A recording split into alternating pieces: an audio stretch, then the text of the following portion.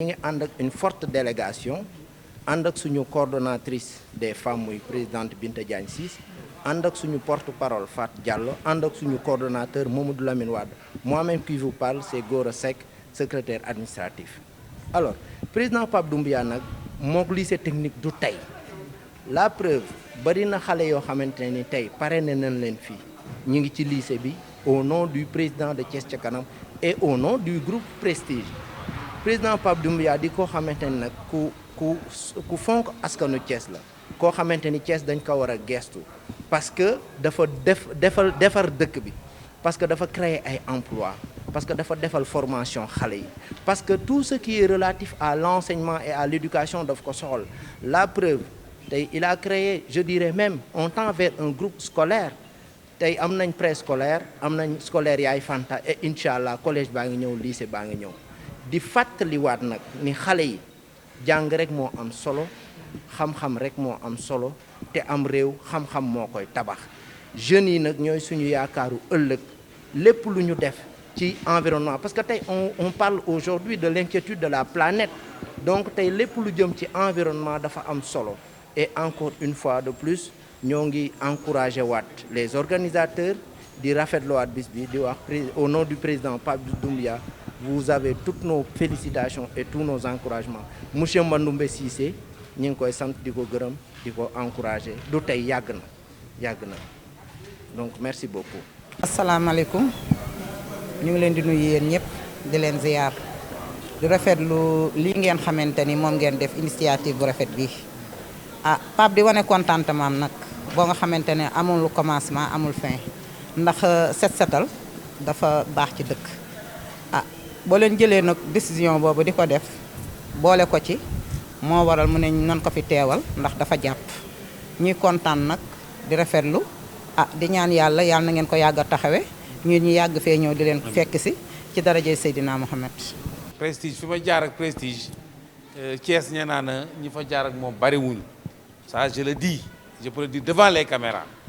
Pape Doumbia c'est mon jeune frère lii ba mu amee moom laa njëkk a sollicité en discuter ci aussi ak administration bi ñu ne dañuy jël Pape Doumbia def ko parrain ak IA inspecteur d'académie lañ jël teg ko jël ne Pape Doumbia dañ ko def parrain ma waxtu ko su ma ko woon téléphone sax ça m'aurait suffi mais xale yi dem nañ fa waxtaan na ak moom effectivement mu ne ma dina leen jàppale. duma mosuma douté ci moom je n'ai jamais douté de Pape Doumbia et li may wax rek mooy nañ ko ñaanal aussi parce que il n'est pas dit que nit ki alal dafa neex soo amee sa alal boo neexee ñu bari ñu ngi ko yemale seen bopp mais wax dëgg yàlla ku wax ak yàlla rek xam ni Pape Doumbia amal na njëriñ Thiès Nord amal na njëriñ Sénégal amal na njëriñ dëkk bi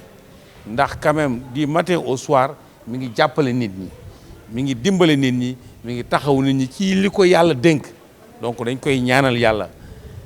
di ko ñaanal yàlla ci mission bi mu ne yàlla jàppale ko ci ba li mu mën tey mu gën ko mën yéen chers élèves ay xale ngeen war nañ leen jàppale aussi je vous le dis ici bu leen waree jàppale boo leen ko waxee dina leen jàppale parce que da ngeen nekk ci jàng da ngeen bëgg ko leen jàppale xam naa ko bu baax tey jii loo leen soxla woon ci lycée bi dem na ko li leen fi soxla mu leen ci mën a jàppale na leen ci jàppale donc c'est un homme à encourager à féliciter donc l'administration également Pape Doumbia au nom du proviseur au nom du lycée ñu ngi koy sant di ko gërëm et d'ailleurs fii dafa am koo xam ni sax Pape Doumbia la ku ci mel ne l'intendant monsieur Lo parce que ñoom ñaar quand même vraiment y a des relations tellement solides seen diggante de sorte que ñun bu ñu war dem bu ñu demee sax ci loo je pense que doy na délégation bi aussi yéen sax laa waroon njëkkee maa ngi leen di sant maa ngi leen di gërëm kontaan naa ci yéen vraiment seen présence seen wax rafet na jërë ngeen jëf merci. li ñu ci yokk rek mooy bi comme ni ko Mandoumbe waxee donc suñu parrain yi ñaar lañu donc inspecteur académique kontaan na si trop pour ni ñu ko parrainé mbir mi ba pare. xam naa ne jàpp na si lu bëri keneen ki aussi mooy Doumbia monsieur Doumbia Pape Doumbia loolu aussi xale yi ñoo ko tànn ne wax dëgg yàlla donc ñaari parrain yi kenn ki bu ñu ko joxee inspecteur académique keneen ki mën na ko jox Pape Doumbia te bu ñu ko waxee aussi bon ñëpp ant nañ si ne donc mën nañu liggéey ak moom donc si kaw loolu moom aussi vraiment jàpp na ci bis bi te xam naa ne aussi comme ni ñu ko waxee lycée bi bëri na ay activité te aussi xale yi soxla nañ ñu mel ne ñooñu yore seen xaalis bëgg a dimbale ay nit xale yi nga xam ne nii ñu ngi jàng si lycée bi nga jox leen ko loolu aussi wax dëgg yàlla donc lu rafet la te ñu ngi koy xaar aussi si yeneen partenariat donc wax dëgg yàlla ñu ngi koy gërëm di ko sant comme ni ñu gërëmee suñu beneen parrain bi inspecteur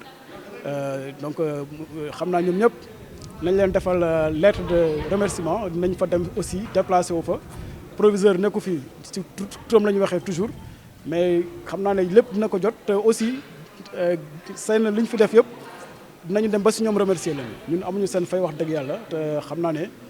ñi ngi seen gannaaw daal di fu ngeen jëm daal ñun pare nañ ko ànd ak yéen wax dëgg yàlla. ok élève laa woon donte du ma produit lycée technique bu ñëwaat tey di jàppale sumay rak di jàppale sumay jarbaat tey loolu laa ci loolu laa ñëwee te ci loolu laay musa sax di ñaan yàlla nag gannaaw lycée technique bi mi ngi ci commune nord gi nga xam ni dama koy sàkku incha allah bis bu ñu ko yàlla joxee tamit danañ gën a dëgëral suñu partenariat suñu diggante ak lycée technique di wax toutes les bonnes volontés à tous les dignes fils de Thiès ñu ñëw non seulement pour xam lycée bi xam li fi nekk xam contenu bi ndax sànq monsieur Diallo directeur technique wax na ko y a au moins 17 filières yoo xam ne ñu ngi ko fiy jàngale ñun ñu war a mën a génn pour véhiculer message boobu pour sénégalais yi xam ko te message la boo xam ne ça va en droite ligne avec la vision du président de la République mais ñu xam ni suñu fierté la te nit ki nag soo amee benn joyau da ngay def le tout ba sa joyau boobu nga tenir ko téye ko woo bonne volonté yëpp woo tous les fils de Thiès et en dehors de toute obédience politique ñu jàpp ci lii nga xamee ni tey suñu ndam la suñu fierté la wasalaam. Au nom du président Pape Doumbia, le président de Thiès Ca Kanam, nous sommes venus avec une forte délégation composée de notre présidente Binta Diagne Ciss, de notre porte-parole Fat Diallo et bien entendu de Mamadou Lamine Wade, notre coordonnateur. Moi-même qui vous parle, M. Gora Seck. Nous sommes venus accompagner le club de l'environnement du lycée technique. Ce n'est pas une grande première. Et aussi féliciter l'initiateur, l'encadreur, M. Manoumbe Cissé, qui est un grand ami, un vieil ami du président de Thiès Ca Kanam, Pape Doumbia. La culture de l'environnement ne date pas d'aujourd'hui. Bien entendu, dans le passé, nos grands-parents, avant de couper un arbre, faisaient des prières, faisaient des incantations. Tout cela, ça concerne que l'environnement a été toujours en priorité pour les populations africaines.